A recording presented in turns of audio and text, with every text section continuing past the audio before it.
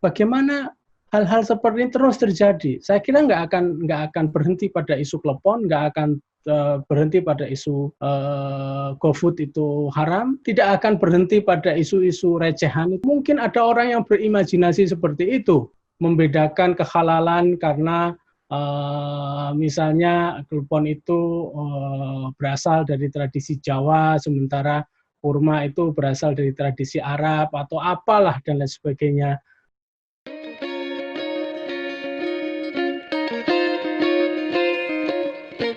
Halo pemirsa Tagar TV, bertemu lagi dengan saya Afi. Kali ini kita akan berbincang-bincang dengan seorang intelektual dari Nahdlatul Ulama.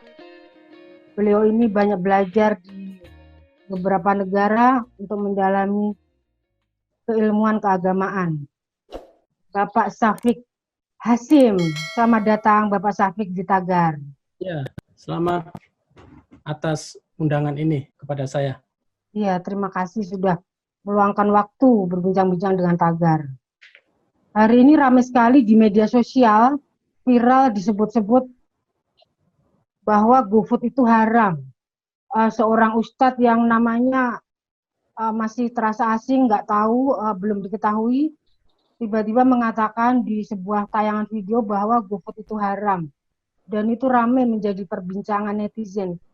Bapak Syafiq mungkin sudah melihat video itu, bagaimana pendapat Bapak? Pertama, saya kira kita harus mengenali akar kenapa sering terjadi masalah seperti ini ya. Akhir-akhir ini terutama ketika sosial media seperti YouTube menjadi salah satu cara orang untuk mengemukakan pendapat pribadi mereka. Bahwa orang memiliki kebebasan ya, memiliki kebebasan dengan sosial media ini, terutama dengan YouTube, untuk mengemukakan ide dia tanpa ada semacam restriksi, halangan, dan lain sebagainya. Nah, pada sisi yang lain, karena kebebasan itu begitu terbuka, sehingga menyebabkan banyak orang yang ingin mengemukakan idenya, termasuk juga para kalangan mubalek atau ustadz atau apa saja yang memiliki semangat keagamaan, meskipun semangat keagamaan itu tidak selalu didukung dengan ilmu pengetahuan tentang agama yang memadai. Nah, karena kebebasan itu, maka dia kemukakan saja pendapat dia. Dia bisa mengaku sebagai ustadz, bisa mengaku sebagai mubalek dan sebagainya. Orang tidak akan care masalah itu.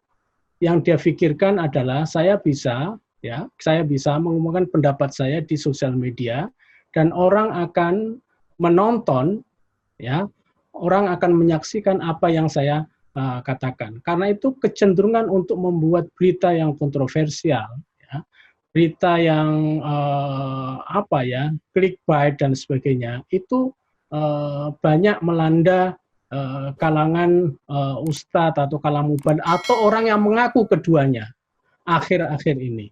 Soal data, soal pengetahuan, soal basic knowledge tentang apa yang disebut dengan haram dan apa yang disebut dengan halal atas suatu barang atau makanan itu tidak penting. Yang penting buat dia adalah bagaimana mengeluarkan pendapat, memanfaatkan kebebasan yang ada, tidak ada otoritas yang melarang dia untuk mengemukakan pendapat itu, ya sudah, dia kemukakan begitu saja. Akhirnya sering kita melihat pernyataan-pernyataan yang aneh dan kontroversial ya di sosial media, karena karakteristik sosial media adalah begitu otonom dan melekat pada orang yang menciptakannya atau orang yang membuat konten-konten tersebut. Tidak butuh tanya ustadz, tidak butuh tanya orang yang lebih pintar, sudah cukup dia kemukakan saja, rekam pakai handphone, kemudian disebar, dan kalau viral akan menjadi kontroversi, kalau tidak ya testing aja. Oke, kalau GoFood haram itu sendiri bagaimana pandangan Bapak? Ya, kalau haramnya di mana gitu loh. Saya juga susah menanggapi masalah ini karena pernyataan itu saya pikir pernyataan yang masuk jenis pernyataan tanpa argumentasi dan tanpa dasar gitu. Haramnya di mana? Saya kan kalau hanya bilang GoFood itu haram, apakah haramnya itu karena GoFood curang atau GoFood membeli barang yang tidak diperbolehkan atau transaksinya tidak transaksi syariah atau apa gitu. Hal-hal seperti itu harus harus dikenali lebih dulu. Tapi biasa statement di sosial media, di YouTube ya bagaimana statement itu bisa bombastis dan bisa menarik perhatian orang, dia katakan saja. Kayak kemarin isu klepon, kan kita tidak tahu siapa yang membicarakan, orang langsung terpancing saja pada pembicaraan masalah klepon itu. Mungkin ada orang yang berimajinasi seperti itu, gitu. Membedakan kehalalan karena misalnya klepon itu berasal dari tradisi Jawa, sementara kurma itu berasal dari tradisi Arab atau apalah dan lain sebagainya.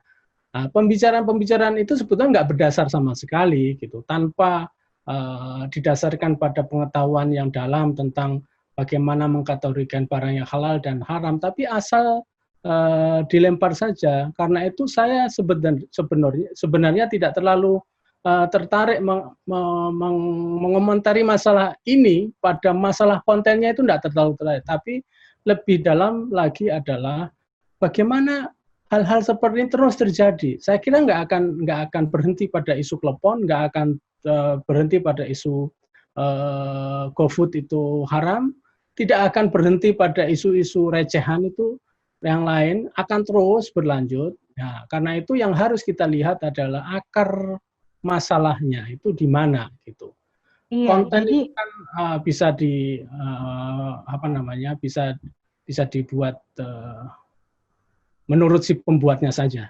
iya, jadi Pak Safik hari ini viral soal GoFood haram. Kemarin klepon jajanan tidak Islami. Sebelumnya sanggul itu haram. Terus lagu anak-anak juga haram. Ini ustadz-ustadz ini semakin banyak bermunculan di media sosial menyebut diri ustadz dengan pendapat-pendapat seperti itu. Nah, bagaimana ini untuk para netizen, anak-anak kecil, anak-anak muda yang harus belajar kepada siapa? Kalau mendapatkan masukan yang tidak tepat kan nanti bisa berbahaya bagi Ya, saya pertumbuhannya. paham, Mbak. Tapi ini konsekuensi dari kebebasan orang untuk menggunakan media sebagai wilayah baru, new public sphere ya. Karena itu sebetulnya yang harus kita persiapkan atau kita antisipasi ya, itu adalah mempersiapkan bagaimana kita juga memiliki konten-konten yang bisa menjawab dan menandingi persoalan seperti itu gitu. Kita tidak bisa misalnya dengan cara menegakkan undang-undang UU ITE, kemudian membatasi orang untuk mengumumkan pendapatnya, itu akan setback kalau ditempuh jalan seperti itu. Misalnya melakukan sensor yang berlebihan dan sebagainya, itu nggak merupakan jalan. Jalan yang baik adalah bagaimana konten-konten yang ngawur di atas ditandingi dengan konten-konten yang bisa diterima oleh banyak kalangan. Dan saya kira sekarang sudah mulai ada kesadaran bahwa mubalek dan ustadz yang sehat gitu, yang ingin membagikan pengetahuan yang benar-benar berdasar dan pengetahuan yang benar-benar masuk akal, mereka juga banyak memproduksi konten-konten yang dipergunakan untuk melawan konten-konten yang konten-konten yang tidak punya argumentasi, konten-konten yang hanya ingin mencari popularitas, dan dengan menggunakan agama ya, dengan mengkapitalisasi isu-isu agama dan sebagainya itu. Iya Pak Safik, isu-isu konten-konten kontroversi itu apakah berkaitan dengan aliran tertentu? Ya, saya tidak tahu secara persis ya. Kalau misalnya kita bisa mengenali lebih lanjut, ada semacam forensik ya terhadap ustadz atau mubalek atau siapa sajalah yang mengemukakan konten-konten seperti soal klepon, seperti soal GoFood dan sebagainya, maka kita bisa mengidentifikasi ya. Tapi kalau kita tidak mengenal siapa dia dan sebagainya, itu ya kita tidak adil juga untuk mengatakan oh ini karena kelompok ini, itu karena kelompok itu. Saya kira kecuali memang yang mengukuhkan itu seperti figur-figur yang sudah secara publik menyatakan bahwa dia bagian dari ini, gerakan itu dan sebagainya. Misalnya kayak Felix Xiao atau siapa yang lain gitu. Itu bisa kita kenali. Tapi kalau penyebar kontennya ini tidak jelas, the author-nya, pengarangnya itu tidak jelas, ya kita tidak bisa menuduhkan persoalan ini kepada organisasi-organisasi yang katakanlah memang memiliki misi, visi dan misi untuk menyebarkan gagasan-gagasan yang sebagaimana sesuai atau mirip dengan persoalan klepon dan GoFood tadi. Iya, Pak Syafiq. Sekarang ini label ustadz, menjadi ustadz, menyebut diri ustadz itu kan sangat mudah. Menurut Pak Syafiq, apakah perlu standarisasi, sertifikasi, pemerintah terlibat turun tangan bahwa ada sekolah khusus, bahwa dia layak sebagai ustadz dan sebagainya, gimana menurut Anda? Saya setuju ya, ada semacam standarisasi profesi. Karena ini profesi, lebih baik yang melakukan adalah organisasi profesi itu sendiri. Sekarang ini masing-masing organisasi di Indonesia, terutama ormas ya, organisasi Islam terbesar ya seperti Nahdlatul Ulama, Muhammadiyah, Persatuan Islam, kemudian Persatuan Tarbiyah Islamiyah, Al-Wasliyah dan sebagainya, itu organisasi-organisasi sudah mengakar kuat di masyarakat. Sebetulnya mereka memiliki organisasi badan-badan, lembaga-lembaga dakwahnya.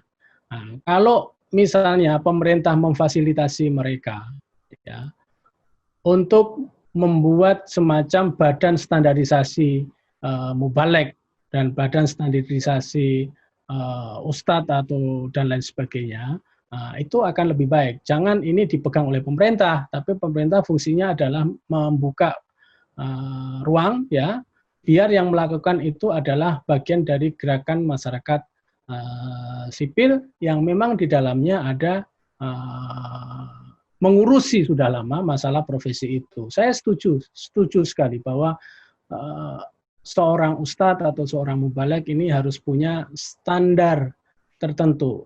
Wong nukang saja kalau yang benar kan harus pakai standar sebagai tukang, apalagi kalau itu menyampaikan gagasan agama kepada publik, di mana agama adalah menjadi bagian yang paling penting di dalam kehidupan manusia, maka orang yang menyampaikan seluruh gagasan tentang agama harus memiliki kapasitas-kapasitas yang seharusnya gitu, mengerti Islam secara detail ya, tidak hanya ilmu yang didasarkan kepada pendengaran, ilmu yang didasarkan kepada Google, YouTube dan sebagainya, tapi benar-benar mereka memiliki kapasitas sebagai orang yang memang benar-benar bisa menyampaikan berita-berita keagamaan menurut standar keilmuan agama. Iya. Kalau pemerintah terlalu terlibat dalam urusan standarisasi ustadz, apakah itu rawan dipolitisasi oleh pihak-pihak yang berseberangan, Pak Syafiq? Saya kira negara ya, bukan pemerintah ya, dalam pengertian bahwa negara siapapun, pemerintah kan yang menjalankan negara. Gitu. Saya kira kalau negara itu terlalu mengikuti dan mencampuri urusan publik, itu berbahaya, tidak baik, gitu, tidak baik gitu. sebaiknya organisasi profesi atau apa gitu. Sebab posisi negara itu harus netral sebetulnya. Dia tidak bisa memihak kepada salah satu golongan, salah satu kelompok dan sebagainya. Karena posisi negara harus netral, karenanya lebih baik diserahkan kepada organisasi profesi atau organisasi masyarakat bersama-sama antara NU, Muhammadiyah, Majelis Ulama Indonesia dan sebagainya, memilih orang-orang yang memang ahli di dalam bidang itu, lalu dijadikan sebagai diresmikan oleh pemerintah, tapi dia lembaga yang sifatnya otonom, tidak di bawah negara atau tidak di bawah pemerintah, sehingga semacam Ikatan Dokter Indonesia. Ya semacam itu atau apalah, dicarikan sajalah jenis badannya seperti apa. Apa selama ini belum ada ya Pak Syafiq? Kalau untuk urusan dakwah dan macam-macamnya itu memang sekarang ini belum ada. Tidak ada hukum yang mengikat mereka. Kalau ada orang yang misalnya hari ini mengaku sebagai ustadz, kemudian besoknya berdakwah di YouTube atau di apa, ya tidak ada badan yang mengawasi mereka. Ada Majelis Ulama Indonesia, tapi Majelis Ulama Indonesia ini kadang hanya mungkin untuk isu-isu yang sangat populer di masyarakat. Baru mereka mungkin dengan keterbatasan yang mereka miliki, baru mereka meminta klarifikasi kepada ustadz-ustadz tersebut.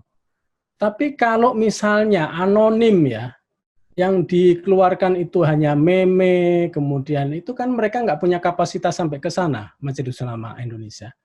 NU kan juga nggak punya kapasitas ke sana, karena mereka tidak punya alat untuk men-tracing orang. Gitu.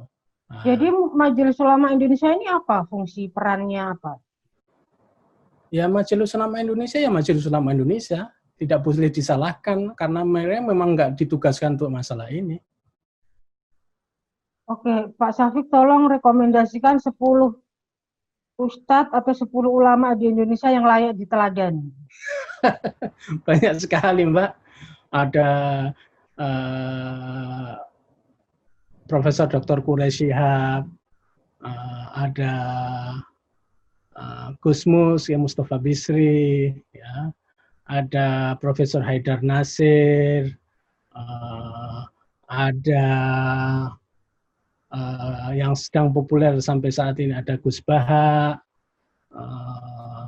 ada Gus Miftah, ada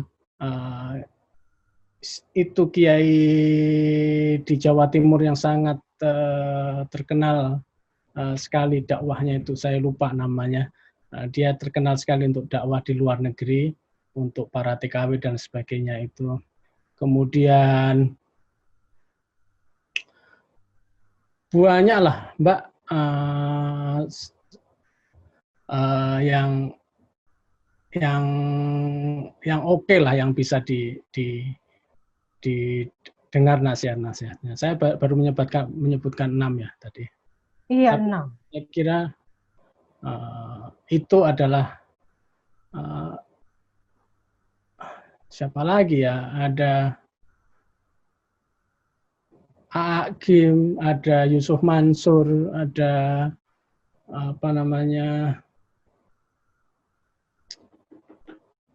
Banyak lah. Lebih banyak sebetulnya daripada yang bikin kontroversi itu. Oke, sekarang kalau ustadz atau ulama atau dikenal sebagai ustadz, tapi perlu diwaspadai siapa saja nama-nama? Wah, kalau itu saya siapa ya? Ini kayak polisi saja. Kalau itu saya nggak bisa. Karena saya bukan polisi. Oke, nggak harus dijawab ya, Pak Syafiq. Sesuatu yang. Jadi bagaimana? Ini kan karena itu berkaitan dengan nama baik. Iya. Sekarang ini kan semuanya bersatu di media sosial, di era digital, semua keterbukaan, tidak ada yang bisa membatasi pendapat orang. Nah, setiap hari muncul konten kontroversial tadi ya, GoFood segala macam haram. Ini bagaimana masyarakat netizen ini memfilter informasi-informasi yang layak diikuti, yang layak dikritisi, bagaimana Pak Syafiq? Kalau saya ya kembali kepada bagaimana sebetulnya pendidikan itu berjalan di masyarakat. Karena ini karena ini kan melibatkan apa yang saya sebut dengan istilah self censorship. Jadi seorang penonton, penyaksi YouTube misalnya, itu biasanya dia menyaksikannya sendiri, private ya. Kecuali dia nontonnya bareng-bareng, tapi biasanya sendiri karena gadgetnya sendiri dan sebagainya. Nah, itu bagi saya unsur yang paling penting itu adalah unsur dari audien itu sendiri. Bagaimana audien ini mampu melakukan sensor terhadap apa yang dilihat dan apa yang didengarkan gitu. Itu kemampuan untuk mensensor itu berkaitan dengan kemampuan pengetahuan yang dia dapatkan. Soalnya kan tidak semua yang dia saksikan gitu. Misalnya ibu saya kalau setiap hari dia buka YouTube melihat informasi ini dan itu, dia anggap bahwa semua informasi itu dianggap benar gitu.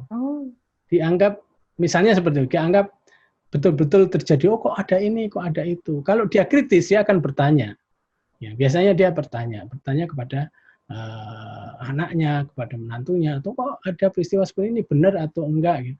Tapi kan tidak semua audiens seperti itu.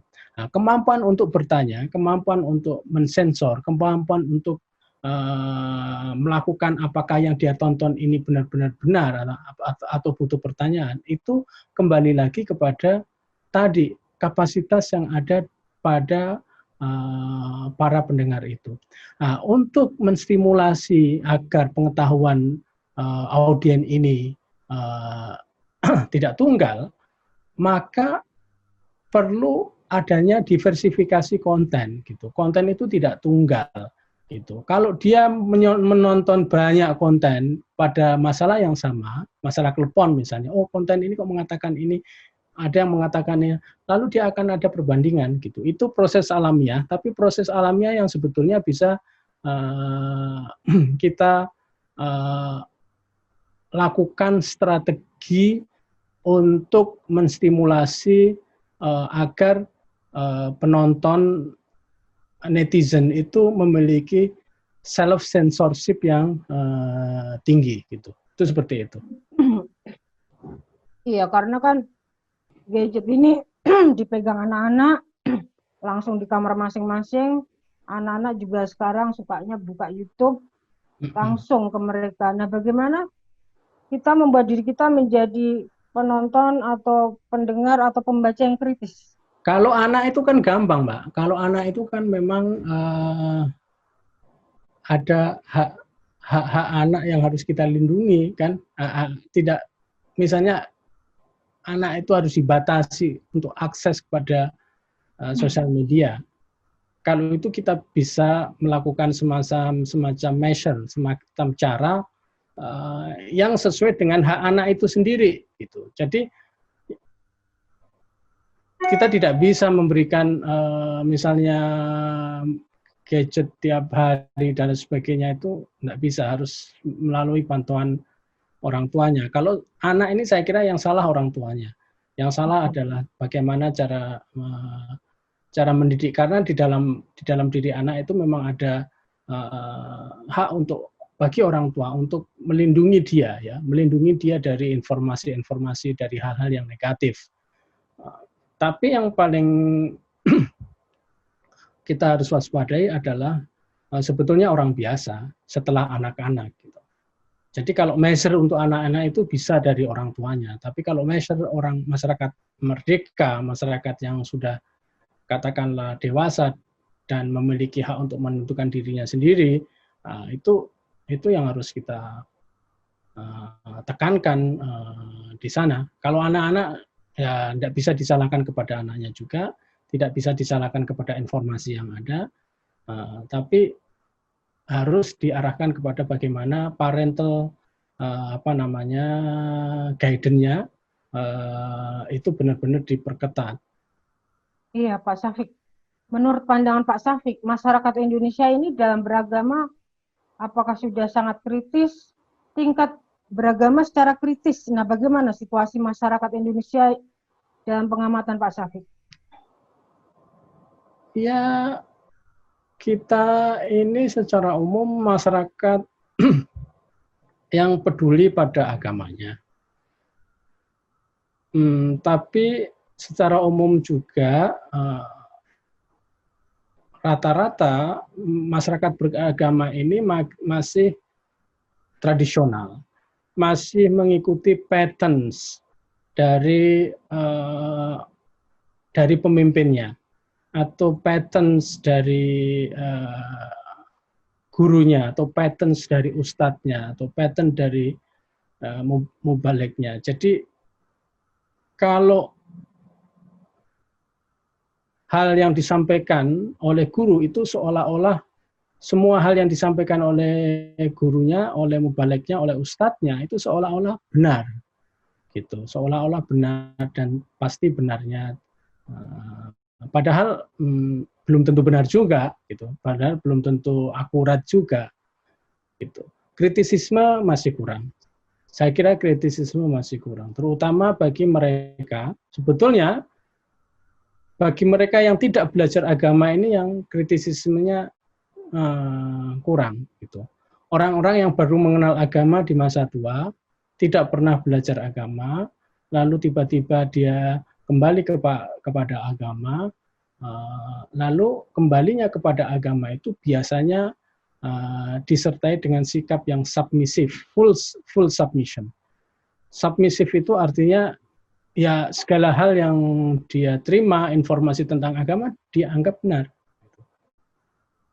Dan itu rata-rata banyak terjadi di masyarakat Indonesia. Tapi kalau kita belajar agama dari kecil, mengerti agama, bahwa di dalam agama itu ada perbedaan pendapat, di dalam agama itu ada berbagai varian mazhab, di dalam agama itu pandangan yang berbeda itu dihargai, dan lain sebagainya, maka dia akan kritis. Tapi kalau dia tidak mengenal seperti itu, biasanya kalau dia kembali kepada agama, dia akan kembali secara buta. Sehingga apapun yang dikeluarkan dengan menggunakan atas nama agama, dia terima. Iya, Pak Syafiq. Dunia sekarang ini kan semakin terbuka. Keterbukaan informasi tak terbatas. Tapi kecenderungannya banyak pandangan yang semakin menyempit. Ini bagaimana melihatnya? Banyak hal ya yang menyebabkan seperti itu. Antara lain tadi yang saya kemukakan, tapi juga ada dimensi lain. Dimensi sosial politiknya.